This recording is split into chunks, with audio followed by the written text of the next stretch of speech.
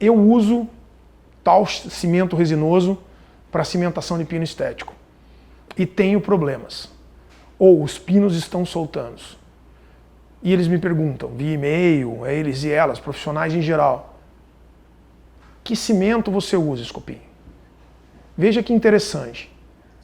No momento em que você pergunta que cimento você usa, você está levando em consideração que a falha de um núcleo, um pino, uma coroa ter soltada é do cimento.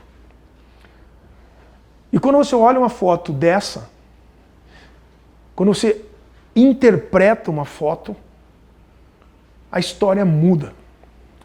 Muda por quê? Porque muitas vezes a ideia, ou o pensamento, ou o próprio raciocínio de que o problema de um pino que soltou, ou de uma reconstrução intracanal que foi falha e soltou, e a culpa é do cimento, você imediatamente transfere o problema, levando para longe de você, talvez, a resposta. Então o ponto é, será que fazemos a pergunta certa?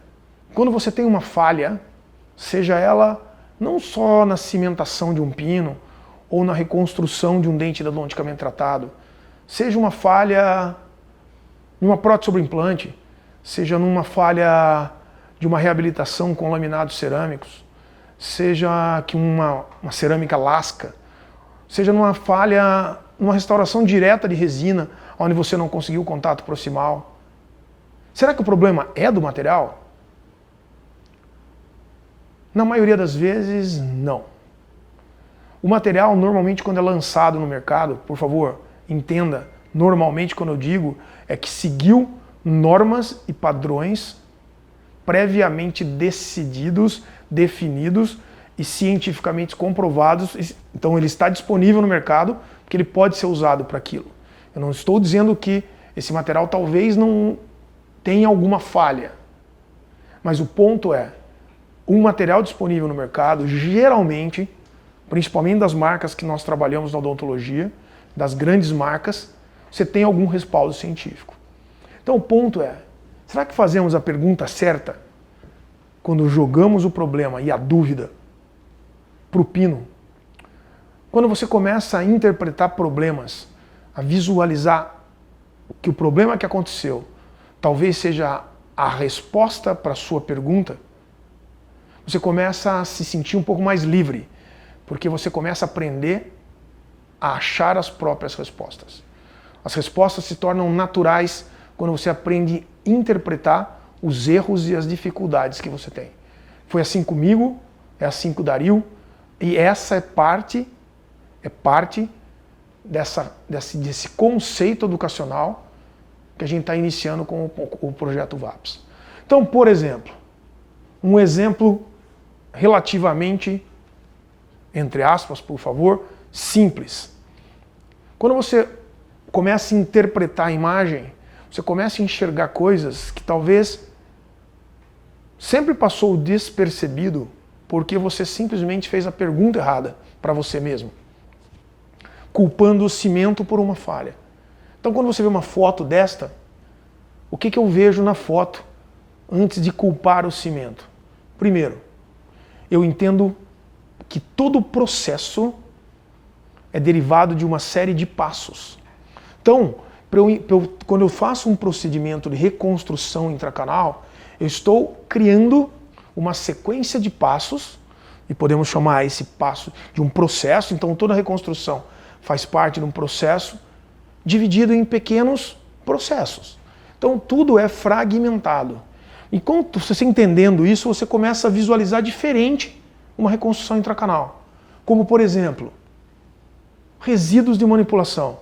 Se você olha nesse pino ou nessa reconstrução intracanal com restos de materiais odontológicos derivados do tratamento endodôntico ou mesmo da limpeza, você começa a imaginar, se eu tenho resíduo dentro do canal, isso quer dizer resíduo intracanal, será que meu procedimento adesivo vai ser efetivo?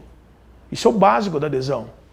Desde uma colagem de um laminado até uma reconstrução intracanal. Se você tiver as paredes de um dente, do canal, no caso, contaminadas ou sujas, você não vai ter adesão. Então imagina, veja que a simples limpeza adequada do conduto ou do canal poderia melhorar muito o processo. Segundo, a concepção de que limpeza adequada ou inadequada não vem simplesmente de você, por exemplo, jogar um jato de água. Então a percepção de você irrigar algo, parece que você está limpando, não é isso. Isso é simplesmente podemos dizer até um achismo, você acha que está limpo. Porque na verdade você tem que olhar a literatura e a literatura que vai dizer para você, a literatura científica que vai dizer para você, o que é o mais indicado para a limpeza interna do canal. Terceiro, bolhas. Presença de bolhas em qualquer material odontológico. Por exemplo, quando você vai fazer uma moldagem, uma cimentação, todos esses materiais têm dispositivos de automistura. Por quê? A incorporação de bolhas nos materiais geram o quê? Falhas. Áreas de estresse, área de tensão inadequada e incompatível com sucesso. Então a presença de bolha, seja numa moldagem, seja no você vazar um modelo de gesso, você gera o quê? Pontos negativos e podendo levar a falhas dentro do seu processo. Outro ponto, polimerização inadequada. Há um erro muito comum. Você compra um produto, por exemplo, um cimento de dupla polimerização, cimento dual. Você olha o produto, a tua crença é que aquele produto se polimeriza sempre na ausência de luz, por exemplo, na odontologia, especificamente para cimentação intracanal. A minha pergunta é, será que todos os cimentos têm efetiva e eficiente polimerização na ausência de luz? Mais uma vez, a literatura científica vai dizer isso. Então, quando você vê presença de bolhas, restos de manipulação, sujeira, você junta todos os pontos e vê que a falha da reconstrução foi a falha na concepção do processo. E mais uma coisa importantíssima do ponto de vista de reconstrução coronária. Quando você cimenta um pino ou reconstrói um dente endodonticamente tratado, onde você não tem núcleo, que seria onde a coroa ou a reconstrução extra, coronária, que vai sobre a coroa vai ser inserida, você precisa de um núcleo, de um munhão. Então esse pino serve para segurar esse munhão. Mas, mais importante, essa coroa deve abraçar estrutura dental sadia. E aqui na foto você vê que não existe nenhum abraçamento praticamente de dente. E essa estrutura abraçada pela coroa chamamos de férula. Veja que interessante.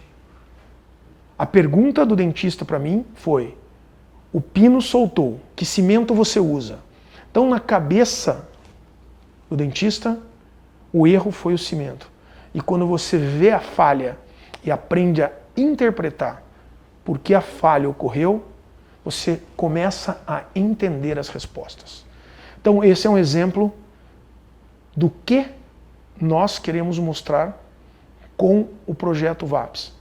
É um exemplo de como qualquer procedimento realizado em odontologia faz parte de uma série de passos, e esses passos formam um processo com pequenos processos internos e que você homogeneiza isso. Se você lembrar as grandes empresas do mundo, sempre elas diziam o quê? Se você pegar empresas automobilísticas, todas elas, em algum momento, treinaram seus funcionários para protocolos de operação padrão. Que são protocolos do quê? De segurança, de atendimento ao cliente. Parece bobagem, mas hoje todo mundo percebe que o sucesso de um procedimento, o sucesso de um caso, o sucesso de uma marca de roupas, de eletrodomésticos, passa por algum tipo de organização. E é assim dentro de uma reabilitação. E é isso que a gente quer mostrar para vocês nesse VAPS Direct, que é uma concepção de reabilitação funcionando como uma série de passos dentro de um processo. E essa é a concepção inicial e um exemplo de que em cada fase de uma reabilitação, seja estrutural, onde você analisa a presença de cárie, material, onde você vê que tipo de adesivo você vai usar, por exemplo, onde você analisa a parte técnica, que técnica que você vai usar para determinado material, onde você avalia o paciente do ponto de vista funcional, para determinar se vai haver necessidade ou não de aumento de dimensão vertical e, consequentemente, você obtém uma oclusão estável e, a partir disso, entra outra fase de manutenção do paciente, que envolve também a manutenção da oclusão e da estabilidade de tudo que você construiu. Então, esse é um exemplo do que imaginamos de processo dentro de reabilitação oral adesiva, e essa é a nossa proposta e a nossa base educacional para o VAPS Direct.